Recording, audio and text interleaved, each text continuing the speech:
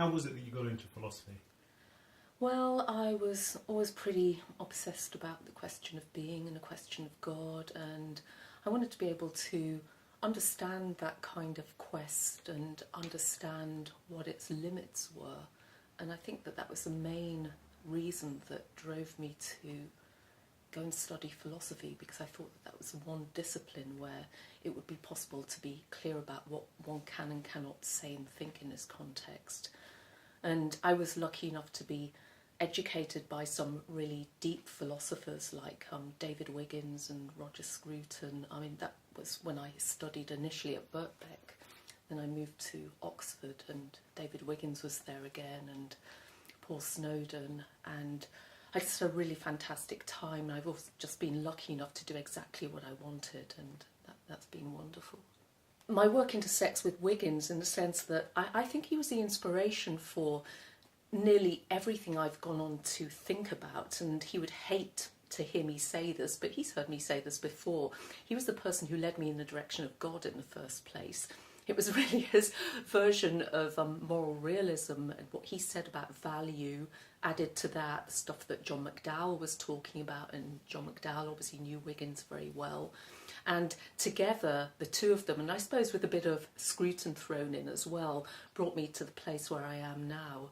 So I'm certainly grateful to him, and everything I think about, there's something about Wiggins in the background, really. He's such a genius. So you've mentioned Wiggins and you mentioned Snowden and Scruton. Are there any other philosophical figures who you feel have inspired your work? I suppose Hegel, Heidegger, Wittgenstein, all of those great people, Spinoza, Plato, the Neoplatonists, I could go on. Yeah.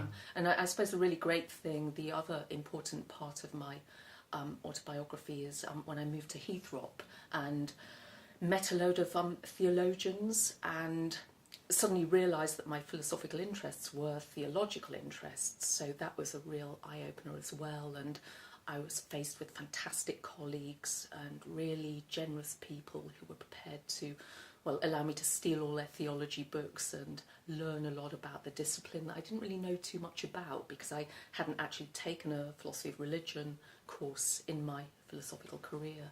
I'd focused more upon the straightforward philosophy, things like metaphysics, epistemology, aesthetics, ethics, stuff like that. So a lot of that stuff was new to me, but I managed to match it up with people like Heidegger on the question of being, and Hegel and what he thought about God. So what are you going to be talking to us about this evening? Well, I'm going to be talking about the quest for God, and I'm looking at, I've got three protagonists really. I've got Sartre, I've got Nietzsche and the Nietzscheans, and I've got Levinas. And I'm wanting to try and figure out the connections between those three figures. And one really important theme, my starting theme really, is the question whether we should be thinking about desire as lack in the way that Sartre is, or whether we should be thinking about it as a kind of creativity instead. And I think ultimately both of those ways of thinking are dead important. Desire is not a single thing. But some of the Nietzschean people that I'm looking at want to do away with the lack model altogether, or so it seems. Maybe I'm wrong and maybe they're not wanting to do that. But if they are, I think that they're in big difficulties. And I just want to try to spell out the implications of thinking about desire in either or both of these ways, and the implications for how we think about theism and atheism as well. I mean, I think one really important thing in all of this that is quite often forgotten is that nobody has refuted theism, and nothing that is said by any of these rather interesting atheists like Sartre and Nietzsche, nothing that they say shows that God doesn't exist. And I think at one level they're not even that interested in that existential question. They're really obsessed with God's absence, as are a lot of theists, of course, and as is Levinas in one clear enough sense. So that's another theme running through the paper, how we to think about God's absence. Is there a sense in which we can talk about God's presence, albeit without thinking about God as some kind of bloke in the sky or somebody out there in the street? That's one of the themes. And that's where the question of desire comes in, whether we can think about desire as a way of somehow relating to God. And, for somebody like Levinas, that takes us into the domain of ethics. And that, although I'm not going to be talking about it today, is where the link with people like Wiggins and McDowell comes in. I'm prepared to say in my book, God, Value and Nature, that they're closet theists. And I don't know, they probably wouldn't like that too much, but I think it makes perfect sense.